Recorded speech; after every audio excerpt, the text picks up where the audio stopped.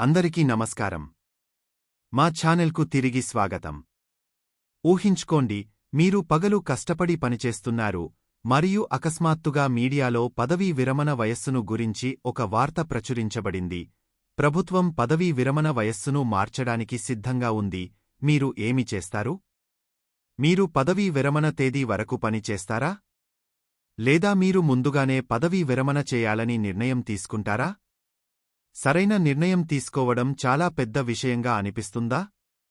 సరే, ఈ వీడియోలో వేలాది మంది ప్రభుత్వ ఉద్యోగులు మరియు పౌరులు మాట్లాడుకునే ఈ హాట్ టాపిక్ గురించి లోతుగా చర్చిస్తాము.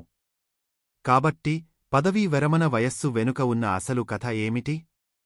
పూర్తి వివరాలు తెలుసుకుందాం. వీడియో చివరి వరకు చూడండి. మనం అంశంలోకి వెళ్లే ముందు, మీరందరూ మా ఛానెల్కు సభ్యత్వాన్ని పొంది మాకు మద్దతు ఇవ్వమని మేము అభ్యర్థిస్తున్నాము. ఇటీవల, కేంద్ర ప్రభుత్వం తన ఉద్యోగుల పదవీ విరమణ వయస్సును మార్చాలని యోచిస్తుందా అనే ప్రశ్నలతో వార్తలు హడావిడిగా ఉన్నాయి. ఊహాగానాలు అంతటా ఉన్నాయి. కాని, కేంద్ర మంత్రి జితేంద్ర సింగ్ ముందుకు వచ్చి మీడియాలో వ్యాప్తి చెందుతున్న పదవీ విరమణ వయస్సు తగ్గింపుకు సంబంధించిన అన్ని సందేహాలను తొలగించారు. అంతకు ముందు, పదవీ విరమణ చేసినవారు ఖాళీగా ఉంచిన పోస్టులను తొలగించడం ద్వారా ప్రభుత్వం ఉద్యోగాలను తగ్గిస్తుందా అని కూడా ప్రజలు తెలుసుకోవాలనుకున్నారు.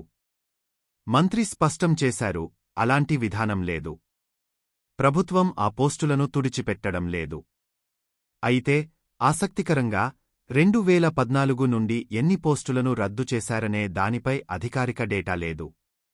మరో ప్రశ్న తలెత్తింది, కేంద్ర మరియు రాష్ట్ర ప్రభుత్వ ఉద్యోగుల మధ్య పదవీ విరమణ వయస్సు ఎందుకు భిన్నంగా ఉంటుంది? రాష్ట్రాలకు వారి స్వంత నియమాలు ఉన్నందున ఇది జరిగింది.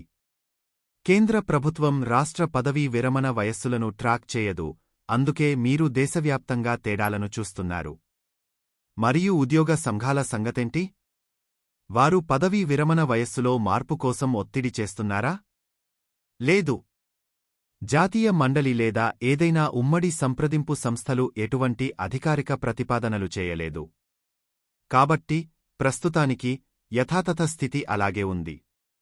పదవీ విరమణ వయస్సును తగ్గించడం గురించి మనం అంశానికి వస్తే, పదవీ విరమణ వయస్సును మార్చడానికి కేంద్ర ప్రభుత్వానికి ఎటువంటి ప్రణాళికలు లేవు.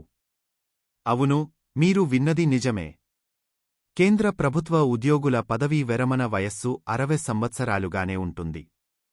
కాబట్టి, మీరు మరికొన్ని సంవత్సరాలు అదనంగా పని చేయాలా లేదా ముందస్తు వీడ్కోలు పొందాలా అని ఆలోచిస్తుంటే, సమాధానం స్పష్టంగా ఉంది, వెంటనే ఏమీ మారదు.